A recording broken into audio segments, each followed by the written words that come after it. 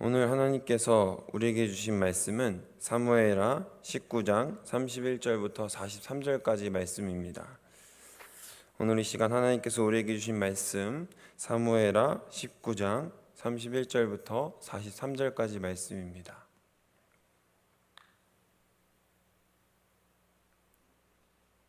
다 찾으신 줄로 믿고 다 함께 한 목소리로 하나님 말씀을 받들어 읽겠습니다. 길르앗 사람 바르실레가 왕이 요단을 건너가게 하려고 로글림에서 내려와 함께 요단에 이르니 바르실레는 매우 늙어 나이가 80세라. 그는 큰 부자이므로 왕이 마하나임에 머물 때에 그가 왕을 공개하였더라. 왕이 바르실레에게 이르되 너는 나와 함께 건너가자. 예루살렘에서 내가 너를 공개하리라. 바르실레가 왕께 아뢰되 내 생명의 날이 얼마나 있사옵기에 어찌 왕과 함께 예루살렘으로 올라가리이까. 내 나이가 이제 80세라. 어떻게 좋고 흉한 것을 분간할 수 있사오며 음식의 맛을 알 수 있사오리이까.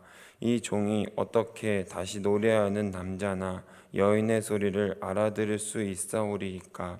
어찌하여 종이 내 주 왕께 아직도 누를 끼치리이까.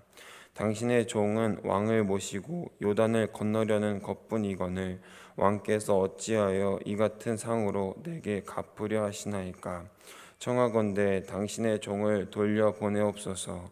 내가 내 고향 부모의 묘 곁에서 죽으려 하나이다.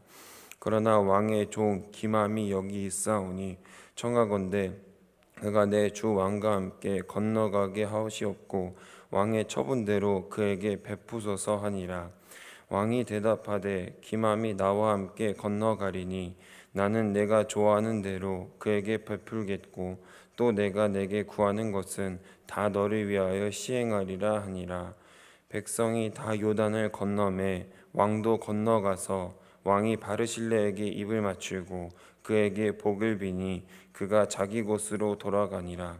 왕이 길갈로 건너오고 기맘도 함께 건너오니 온 유다 백성과 이스라엘 백성이 절반이나 왕과 함께 건너니라. 온 이스라엘 사람이 왕께 나와 왕께 아뢰되 우리 형제 유다 사람들이 어찌 왕을 도둑하여 왕과 왕의 집안과 왕을 따르는 모든 사람을 인도하여 요단을 건너가게 하였나이까 하매 모든 유다 사람이 이스라엘 사람에게 대답하되 왕은 우리의 종친인 까닭이라. 너희가 어찌 이 일에 대하여 분내느냐. 우리가 왕의 것을 조금이라도 얻어먹었느냐. 왕께서 우리에게 선물로 주신 것이 있느냐. 이스라엘 사람이 유다 사람에게 대답하여 이르되 우리는 왕에 대하여 열 몫을 가졌으니 다윗에게 대하여 너희보다 더욱 관계가 있거늘 너희가 어찌 우리를 멸시하여 우리 왕을 모셔 오는 일에 먼저 우리와 의논하지 아니하였느냐 하나 유다 사람의 말이 이스라엘 사람 말보다 더 강경하였더라. 아멘. 오늘 우리가 나눌 말씀의 제목은 은혜를 베푸는 삶입니다. 오늘 본문에 나온 바르실레는 완전한 은혜의 사람이죠. 바르실레는 다윗에게는 굉장한 은인이었습니다. 우리가 사무엘상 17장에서 봤듯이 다윗이 아무 준비도 하지 못하고 압살롬에게 쫓겨갔을 때 그때 정말 처참한 몰골이었던 다윗을 도와준 것이 바로 바르실레였습니다. 오늘 바르실레의 태도는 우리가 신앙인으로서 또 하나님의 자녀로서 어떻게 살아가야 할지를 말해주는 좋은 지표가 됩니다. 바르실레가 베풀었던 은혜를 자세히 올라가다 보면 아마도 그 끝에는 하나님의 사람, 기름 부음 받은 자, 하나님이 함께 하시는 자를 위하는 마음과 그런 하나님의 은혜를 생각해 보게 되었을 것입니다. 그 하나님의 은혜가 우리를 살게 하고 우리를 또다시 은혜를 베푸는 사람으로 살아가게 할 줄로 믿습니다. 사랑하는 도움동교회 성도 여러분, 우리가 은혜 받은 자 되었으니 이제는 은혜를 나누는 자가 되어야 할 줄로 믿습니다. 우리끼리 알고 우리끼리만 좋은 교회가 아니라 그리스도를 모르고 은혜도 모르고 듣고도 거부하는 이들에게 우리는 은혜를 베풀어야 할 줄로 믿습니다. 우리 교회가 그런 사람들이 또 그런 교회 지체들이 되기를 주님의 이름으로 소망하고 축복합니다. 은혜 갚은 제비라는 말을 다들 한번 들어보셨을 겁니다. 전래동화 흥부와 놀부에서 나오는 또 다른 주인공이죠. 가난한 흥부는 부자형 놀부에게 매일 구걸을 하지만 그마저도 놀부는 아주 사람을 비참하게 만들면서 조금씩 도와주게 되죠. 그러다가 흥부가 다친 제비를 치료해주게 되는데 그 제비는 나아서 흥부에게 은혜를 갚으려고 씨를 물어다 주죠. 그 씨가 나중에는 금은 보화를 담은 커다란 박으로 자랍니다. 그리고 마음씨 착한 흥부는 잘 먹고 잘 살았다라는 게 이 흥부전의 주된 내용입니다. 은혜를 받으면 갚아야 하는 게 인지상정이죠. 하지만 다윗은 어떤 사람인가요? 다윗은 단순한 은혜가 아니라 원수에게도 은혜를 베풀 수 있는 사람이었습니다. 가장 대표적으로 누구죠? 사울에게 그랬습니다. 자신을 죽이려고 하는 사울을 살려주고 정말 끝까지 하나님의 뜻을 존중했습니다. 하나님의 섭리가 자신의 뜻이 아니라 하나님의 섭리가 임하시기까지 계속해서 다윗은 기다렸습니다. 압살롬에게 도망쳤을 때는 어땠습니까? 사울왕의 사람인 시므이는 다윗이 바후림에 이르렀을 때 정말 힘든 그 순간에 사울의 족속의 모든 피를 하나님이 내게 돌리셨다라고 온갖 저주의 말을 퍼붓던 사람인데요. 그랬던 그가 압살롬이 패하고 전세가 역전되자 어떤 태도를 보이죠? 사무엘하 19장 19절입니다. 왕께 아뢰되 내 주여 원하건대 내게 죄를 돌리지 마옵소서. 내 주 왕께서 예루살렘에서 나오시던 날에 종의 패역한 일을 기억하지 마시오며 왕의 마음에 두지 마옵소서. 아멘. 이렇게 고백하고 있어요. 사울 왕의 모든 집안의 피가 내게 있다라고 저주했던 그 사람이 이제는 자신의 죄를 이제 돌리지 말아달라는 거예요. 그 마음에서 떠나가게 해달라고 고백하는 겁니다. 이게 인간적인 마음으로 얼마나 간사하고 간악한 마음입니까? 물론 사울을 따르던 사람으로서 다윗이 안이 꼽게 보일 수 있겠지만 그 사람이 가장 힘들 때 그를 비난하며 거봐 그럴 줄 알았다고 손가락질하며 욕하는 것이 과연 옳은 일인가? 더군다나 이렇게 태도가 곧바로 바뀔 거면서 말이죠. 인간이 이렇게나 간사하고 교활합니다. 하지만 다윗은 이 일을 마음에 두지 않습니다. 그리고 자신이 받은 은혜를 하나님이 지켜주신 자신의 왕권을 생각하며 그를 처형하지 않겠다고 맹세하며 은혜를 베풀게 되죠. 무비보셋은 어떻습니까? 물론 시바가 중간에서 이간질 시킴으로 무비보셋의 땅을 시바에게 주었고요. 무비보셋은 그럼에도 불구하고 무비보셋의 태도를 보면 그는 이미 다윗을 진정한 왕으로 인정한 모습을 보이고 있습니다. 다윗이 귀환했을 때 그의 몰골은 성경이 자세하게 기록하고 있습니다. 발도 씻지 않고요, 수염도 깎지 않고 옷도 빨아입지 않은 상태로 다윗을 기다렸습니다. 이러한 무비보셋의 태도는 다윗이 보기에 충분히 만족할 만한 모습이었습니다. 만일 다윗이 은혜를 베풀 수 없는 사람이었다면 당장 귀환하자마자 자신이 도망칠 때 같이 도망치지 않았던 정말 무슨 꿍꿍이가 있지 않은 거 아니야? 이런 꿍꿍이로 뒤에서 어떤 음모를 조작하는 거 아니겠느냐 하는 그런 마음으로 당장 무비보셋을 처형해도 아무 할 말이 없는 그런 태도였다는 것이죠. 하지만 다윗은 이내 시바의 땅을 함께 나눠 가지라며 무비보셋을 선대해 줍니다. 그리고 다윗이 받은 은혜를 가장 많이 갚아야 할 인물 바르실레가 오늘 본문에 등장하게 되죠. 바르실레는 또다시 왕이 요단강을 건너는 것까지 도와주기 위해 나아옵니다. 그리고 다윗은 그에게 예루살렘으로 이제 함께 가자고 얘기합니다. 이 말은 단순히 예루살렘에서 내가 당신에게 좋은 금은 보화를 주겠다라고 말하는 것뿐만 아니라 공직에 진출해서 이제 나를 행정적으로도 도와줬으면 좋겠다, 정치적으로 좋은 후원자가 되어줬으면 좋겠다라는 뜻과 동일한 뜻입니다. 다윗은 끝까지 자신에게 은혜를 베풀어준 바르실레를 옆에 두고 도움을 받고 싶었을 것입니다. 그러나 바르실레는 이를 정중히 거절하고 대신 자신의 아들에게 왕이 베풀고 싶어 했던 은혜를 베풀어 달라고 말합니다. 다윗은 그가 요청한 대로 그렇게 해줍니다. 은혜를 받은 사람은 베풀어야 합니다. 다윗이 그랬듯이 또한 바르실레가 다윗 왕에게 선대했듯이 말이죠. 그렇다면 우리는 당장 은혜를 받은 적도 없는데 어디다 은혜를 베풀어야 하느냐라고 질문이 생길 수 있겠죠. 나도 지금 너무 힘들어 죽겠는데 무슨 은혜를 내가 베푸느냐라는 질문이 생길 수 있습니다. 근데 이 사고의 전제가 오늘 이 시간 이후로는 아예 달라져야 할 줄로 믿습니다. 세상은 기브 앤 테이크라고 합니다. 주면 받아야 합니다. 가는 게 있으면 오는 게 있어야 맞는 말이잖아요. 그럼 반대로 질문해 보면 예수님은 우리에게 무엇을 원하셨습니까? 하나님은 우리에게 어떤 것을 받기를 원하셨습니까? 모든 시작의 기초를 하나님의 은혜에 두면 우리가 사람에게 실망할 일도 또 사람에게 기대어서 힘들어할 필요도 전혀 없습니다. 모 권사님의 얘기를 들려드리겠습니다. 모 권사님은 베푸는 걸 굉장히 좋아하시는 분이에요. 근데 한 번은 그런 고민을 나누시더라고요. 아니, 반찬이든지 공산품이든지 좋은 물품이라든지 그래도 한 4-5번, 아니 정말 많게는 10번 정도 받으면 한 번쯤은 돌아올 수 있는 거 아니에요? 밥을 한 번 산다든지 커피를 한 번 산다든지 나만 퍼주고 이거 좀 이상한 것 같다. 무슨 짓인지 모르겠다 라는 고민이었어요. 그래서 제가 그랬죠. 엄마, 그 사람이 그거 받고 싶다고 한 적이 있어? 엄마가 나누고 싶어 하니까 좋은 마음으로 나눈 거잖아. 그저 사랑으로. 그러면 된 거지. 그 사랑을 나누기만 하면 된 거지 뭘 또 받고 싶은 마음으로 섭섭해해. 나도 알지. 근데 나도 뭔가 받고 싶어서 그랬던 건 아니지만 인간적으로 조금은 갚아줄 수 있는 거 아니냐라고 모자의 대화를 제가 한번 재현해 봤습니다.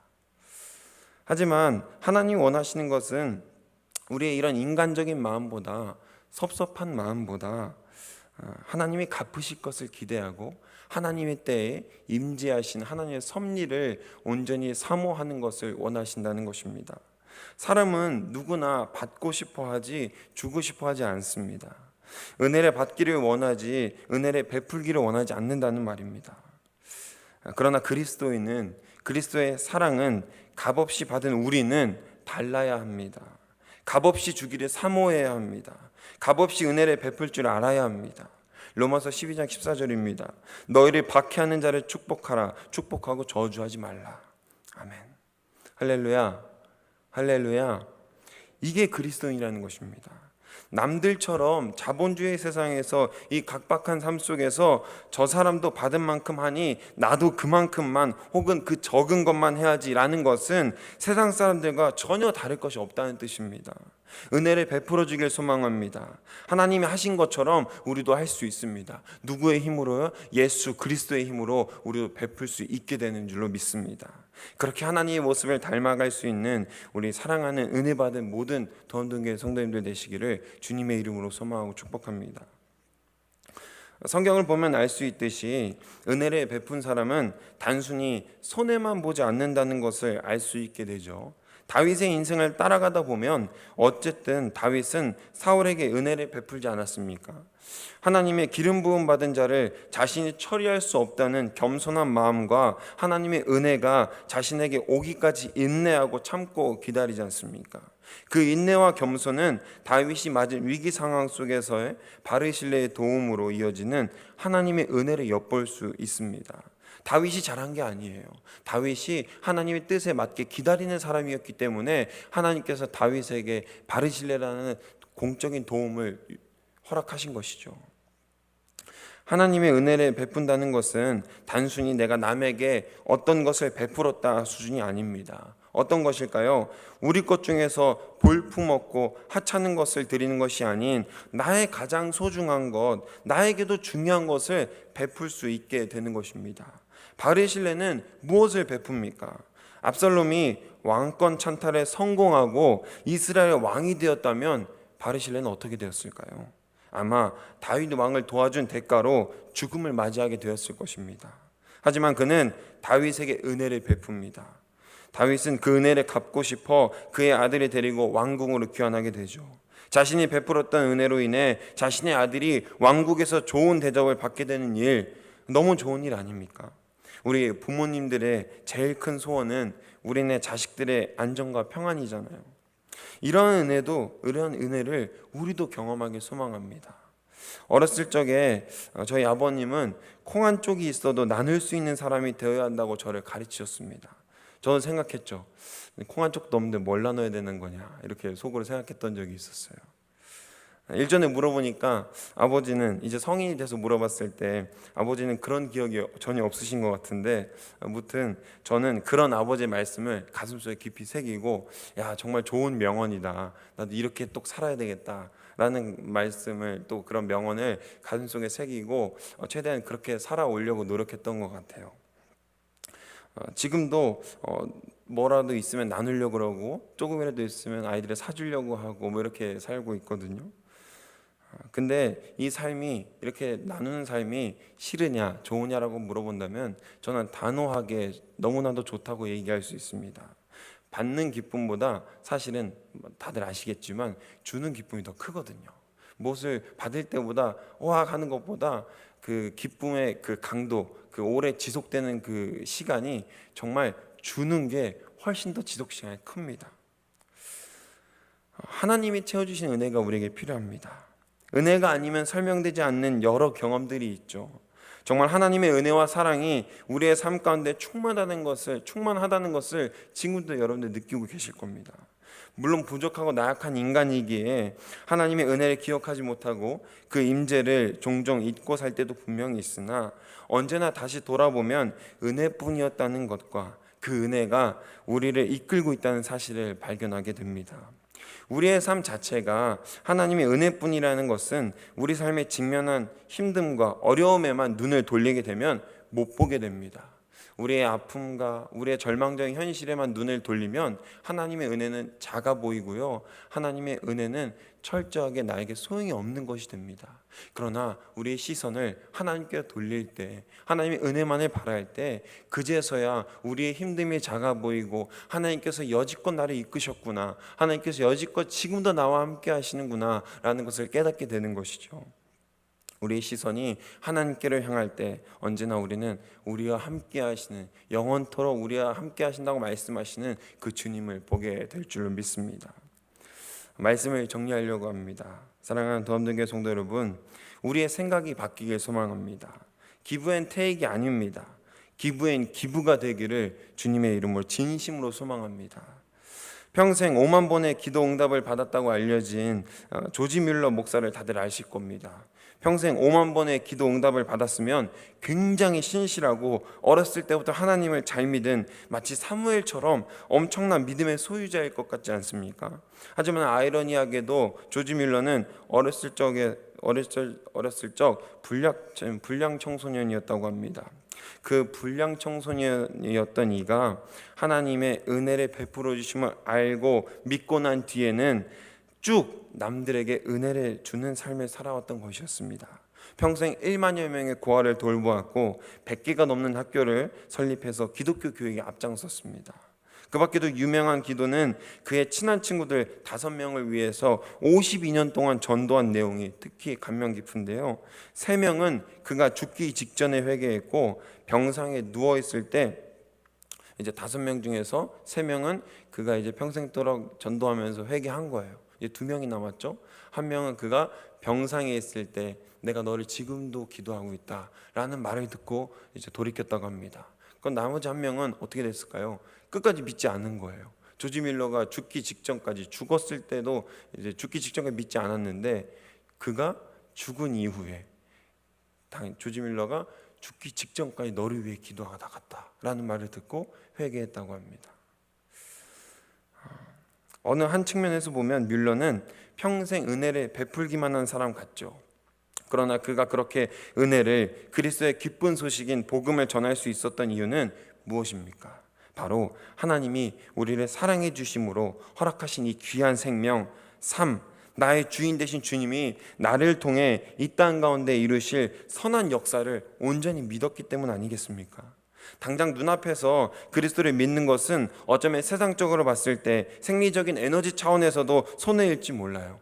우리 중고등부 아이들이 매일 학원에, 일주일간에 매일 학원에 찌들어 있다가 아침 10시에 꾸역꾸역 교회에 나와서 찬양하고 예배하는 모습을 보면 그렇게 예쁘고 감사하고 아름다운 아이들이 없는 것 같아요.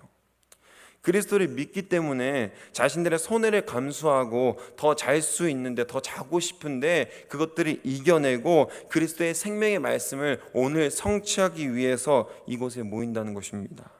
이 베품이 그리스도의 향기로, 생명수로 온 세상을 모든 이들에게 흘러넘치길 소망합니다. 우리가 시작해야 합니다. 5만 번의 기도 응답보다 더 중요한 것은 실제적인 우리의 삶이라는 것입니다. 우리가 은혜를 나누고 있는지 아니면 은혜를 나누는 척 가면을 나누고 있는지를 돌아보길 소망합니다. 우리의 것을 아끼지 마시길 바랍니다. 앞서 얘기했듯이 베푸는 것은 내가 가지고 있는 것 중에 가장 하찮고 필요 없는 것을 드리는 것이 아닌 내가 소중한 것, 내가 생각하기에 가장 귀한 것을 베푸는 것이 바로 은혜를 주는 일입니다. 예수 그리스도가 우리에게 주신 것은 무엇입니까? 자신의 그냥 많이 있는 능력 중에 하나를 주신 것입니까? 아니죠. 자신의 온전한 목숨을 우리를 위하여 대속물로 드리셨지 않습니까? 우리가 그 모습을 따라가야 한다는 것입니다. 그 모습을 닮아가야 한다는 것입니다. 받은 은혜를 새로 세워보아라 하는 그 찬송의 가사말처럼 우리 먼저 늘 받은 은혜를 생각하며 나아갈 수 있기를 소망합니다. 어제 한 영상을 봤습니다. 한 사람이 조심스럽고 또 해맑게 웃으면서 라면을 끓이는 영상이었어요. 특별할 것이 없는 영상이잖아요. 아유, 라면 끓이는 게 뭐 대수라고. 근데 라면을 조심스럽게 끓이는 그 사람에게는 시력이 없었습니다. 그럼에도 불구하고 웃으면서 즐겁게 라면을 끓여보겠다고 영상을 만들었더라고요. 우리에게는 라면 물을 받을 수 있는 팔도 있고요. 팔팔 끓이기 위해 불을 조절할 수 있는 시력도 있고요. 라면을 끓여 먹을 수 있는 생각도 가지고 있고 모든 여건들이 다 충족되어 있죠.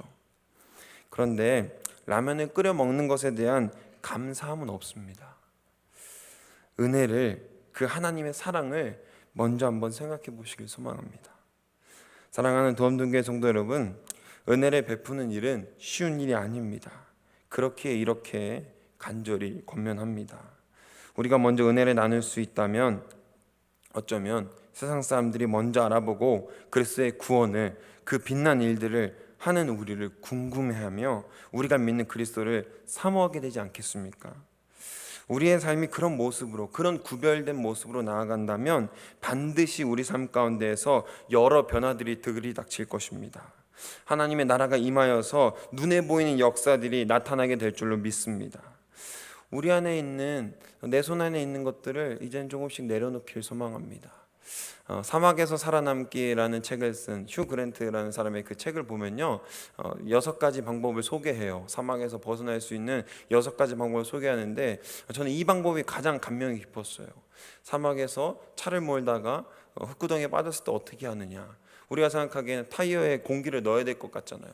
근데 휴 그랜트는 어떻게 얘기하냐면 타이어에 바람을 빼라는 거예요. 아니, 자동차에 타이어에 바람이 없으면 어떻게 간단 말이야. 그런데 타이어에 바람을 빼면 그 타이어가 지면에 맞닥뜨리는 면적이 넓어져서 이제 타이어가 빵빵할 때보다 훨씬 더 잘 수월하게 모래구덩이를 빠져나올 수 있게 된다는 것입니다. 우리가 가진 것들만 놓고 보면요, 비교하다 보면요, 은혜가 없어요. 감사가 없어요. 그런데 우리가 가지지 못한 것들이 아니라 내 손 안에 있는 것들과 내가 하나님께 받은 그 은혜들을 뒤돌아보게 되면요, 정말 눈물밖에 나오지 않아요. 언제 원망과 불평할 시간이 있습니까? 지금까지 지내온 것, 모든 것이 하나님의 은혜이고 모든 것이 하나님의 뜻이고 모든 것이 하나님의 계획하심이었는데 우리가 지금 불평할 시간이 어디 있으며 원망할 시간이 어디 있으며 싸울 시간이 어디에 있습니까? 하나님의 은혜가 있어야 할 줄로 믿습니다. 그리고 하나님 은혜를 베풀고 감사하게 늘 하나님의 영광을 위해서 살아갈 수 있는 우리 도원동교회 모든 성도들 되시길 소망합니다. 은혜를 늘 갈구해야 되고요, 우리의 시선을 세상이 아니라 하나님께 돌렸을 때, 그 은혜만을 바라봤을 때 우리가 진정으로 그리스도의 인의 삶, 그리고 내가 스스로 예수님 믿으세요라고 굳이 얘기하지 않아도 내 주변에서 이미 압니다. 저 사람 뭔가 다르다, 저 사람 뭔가 은혜가 있다, 영광의 광채가 있는 것을 비기독교인들이 이미 알 것입니다. 그리스도의 복음의 전달은 그렇게 이루어지는 것입니다. 선하게 하나님의 능력 가운데 나타나고 들이닥치는 것입니다.